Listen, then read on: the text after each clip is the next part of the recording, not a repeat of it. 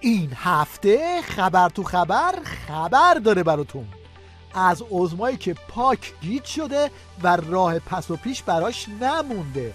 از یه طرف شاخ و شونه میکشه، ضربه‌ای که در این حادثه به رژیم غاصب وارد شد یه ضربه تعیین کننده است، قابل ترمیم نیست. و از طرف دیگه از ترس اینکه دود آتیش جنگ تو چشم و چال خودش بره اینطوری به دست و پا میفته.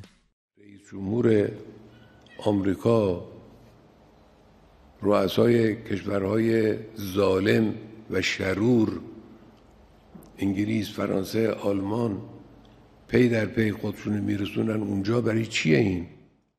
عظما فکر کرده با جنگ افروزی و دخالت‌های منطقه‌ای میتونه خودشو در ببره، ولی در همیشه روی یه پاشنه نمیچرخه.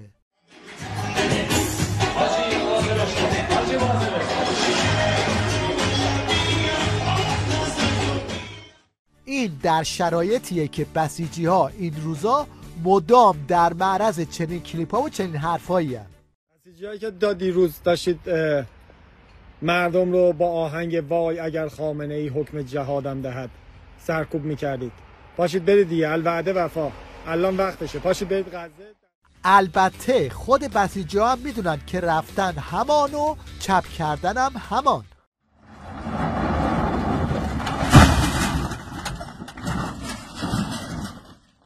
از اون طرف هم کارشناسای خود رژیم مدام به شکست سیاست‌ها و تبلیغات جنگ افروزانه عظما اعتراف میکنن. ما سالها حرف زدن در مورد اسرائیل و حرف زدن علیه اسرائیل رو تبدیل به یک وظیفه‌ای کردیم، مثل اون سروده سر صف مدرسه، مثل اون نمیدونم ناخوناتون رو بدید ببینم، مثل نمیدونم حالا مثلا سه شنبه دعا داریم همه بریم تو نمازخونه فلان، تبدیل به همچین چیزی، یه چیز فرمایشی، یک مناسک. آخه فقط مناسک هم نیست، مناسک ممکنه خیلی لذت بخش باشه. پدر بزرگ من تا آخرین روزهای، تا آخرین سالهای زندگیش آرزو داشت بره حج و بالاخره رفت. خب مناسک دیگه، هر چیزی بیش از مناسک نیستش که، ولی این آرزو به دل بود براش، نه اینی که زده باشه. ما تبدیل به یه مناسک فرمایشی بد و زشتش کردیم. این گوریل ریشدار هم که معلومه بد جوری ترسیده میگه به جای جنگ سخت باید بریم جنگ نرم. مشکلی که جمهوری اسلامی داره این هستش که در حوزه سخت خیلی تمام قد وایساده و کمک کرده و در حوزه نرم تقریبا ورودی نداره. این یه مشکل جدی هستش که ما داریم. یعنی نهادهایی که در حوزه نرم باید ورود پیدا بکنن و نتیجه اون ورود شبکه سازی که باید اتفاق بیفته، فضای رسانه‌ای که باید طراحی بشه، ارتباطاتی که باید گرفته بشه، این نهادها یا نیستن توی در صحنه، یا بلد نیستن، یا خلاصه مشکلات متعددی. اینجاست که وزیر ریزشی ارتباطات شیخ فری میاد توی تیوی ریش و زیرا به جنگ نرم رو هم اینطوری میزنه. خب این فرد باید زحمت بکشه، اول بره یه 300,000 تومان بده در ماه یه دونه فیلتر شکن بخره. یک گروهی هم امروز مثل که خبرش اومد تو قم، یه گروه جزئی 64 میلیارد تومان گفتن درآمد داشته، 46 تا 64 تا. حالا این جزئیه، در واقع واریز کنه به حساب یه عده‌ای، بعد حالا بیاد اگر این متصل بشه، اگر این اتصال برقرار شد کیفیتش مناسب باشه، اگر که شروع کرد به کار کردن و مشکلی از طرف فروشنده نبود، کلاهبردار نبود، کیفیتش هم خوب بود، یکی دیگه پا نذاره روش، حالا تازه میخواد متصل بشه و یه ویدیویی رو یا بارگذاری کنه یا ببینه یا در رابطه باش نظر بده. بله. بعد خب میبینه اونی که تو غزه تو جنگ ویدیوهاشو داره آنلاین میذاره. ما اینجا میخوام بریم اون دفاع بکنیم، با این همه معضلات مواجهیم. تیوی ریش میخواست تو این برنامه ژست انتخاباتی بگیره و ادای بحث آزاد در بیاره، اما آخرش مجریش جوش آورد.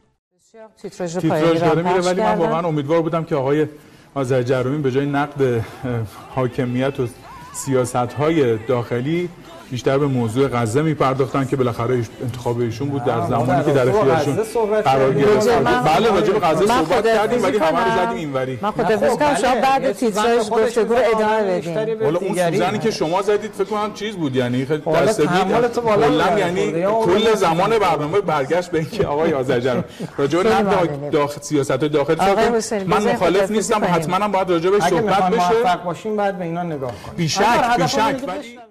نتیجه این که وقتی قرار باشه آخوندا به کسی کمک کنن، نتیجهش یه چیزی تو این مایه ها میشه.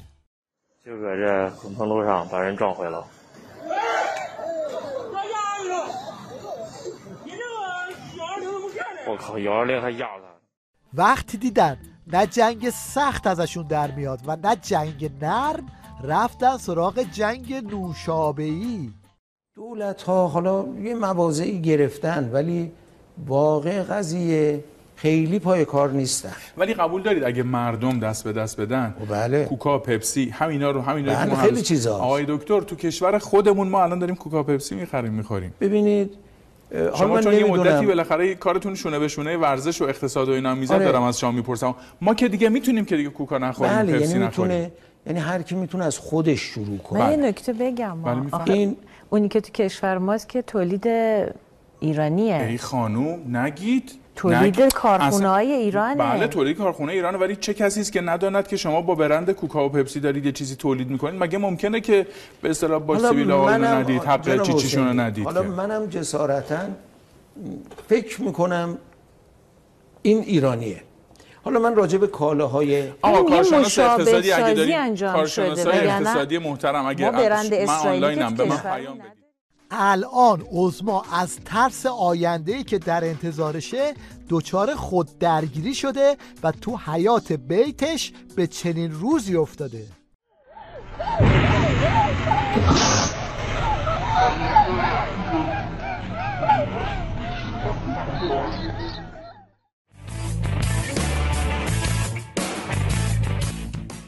مشنگستان این هفته رو با حرفای این حجت الاسلام وقیح الدوله شروع میکنیم که سنگ پای قزوین جلوش لنگ میندازه. اما تو سیستم جمهوری اسلامی اینجوری نیست، واسه همین اختلاسا لو میره، واسه همین با مافیا برخورد میشه، واسه همین تو میتونید جمهوری اسلامی نفس بکشید این همه در مقابل خیلی از مسئولین حرف بزنید، چون سیستماتیک نیست. فساد سیستماتیک یعنی یه سیستم بسته‌ای هست همه چی فاسده، نه اینجوری نیست تو جمهوری اسلامی. واسه همین هنوزم با فساد برخورد میشه. این هم یک چشمه از فساد سیستماتیک توی نظام ولایت. مشیت الهی بر این است که برخی ها درآمد بیشتری داشته باشند، برخی درآمد کمتری داشته باشند. فرزند دبیر شورای عالی امنیت ملیتون 40% نفت ایران را صادر میکنه، روزی 1 میلیون دلار سود میبره پسر آقای شمران. اون نمایشی که برای محاکمه تبری راه انداخته بودن رو یادتونه؟ اینم نتیجهش. یعنی عملا آقای تبری با این حکم اگر در دیوان تایید بشود تبرئه هستند، دیگر به زندان بر نخواهند گشت. و اشتباه بعدی اینی که آمدن اختلاف کارشناسی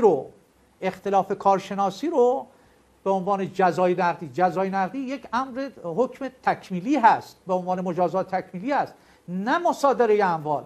این همه املاک و اموال باید مصادره بشود، باید اینها همه من میدونم سابقه پرونده چگونه است، داره این اتفاق میفته و مصادره داره در قالب مجازات چیه؟ مصادره.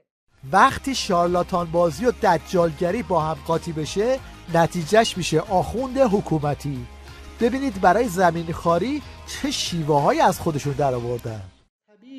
این حرم پر نمیشه از جمعیت. شما 57 هکتار حرم دیگه برای چی میخواین؟ یعنی ما بقیه اینو که میخواین گسترش بدین برای چی میخواین؟ به یکی از دوستانی که شیراز بود اینو گفت اتفاقا یکی از همین کسایی که دنبال این توسعه هست میگفت آره ما الان نیازی به این حجم از ساخت و ساز نداریم، ولی ما زمین سازی ظهور داریم میکنیم، امام زمان که بیاد ما باید مثلا حرم هامون گنجایش زیادی داشته باشه برای اون زمان. حالا دیگه وقتی مهره‌های نظام مناظره نمایشی هم که میذارن از توش اعتراف به تنفر مردم از نظام در میاد. این همه آدم میخورن زمین، خب این همه موتوری میخورن، زمین سرشون میخوره، یه جا میمیرن. چقدر دولت و پلیس و اینا میگن آقا یه کلاه ایمنی بذارید. حالا این خانم خورده زمین. چرا اعتماد به حاکمیت وجود نداره؟ این چرا خبرنگار رو صبح احضار میکنن؟ مشنگستان این هفته رو با خالی بندی های این حاج آقا خالی دروغ پرور به پایان میبریم که حرف کم آورده رفته سراغ اینجور خالی بندی ها.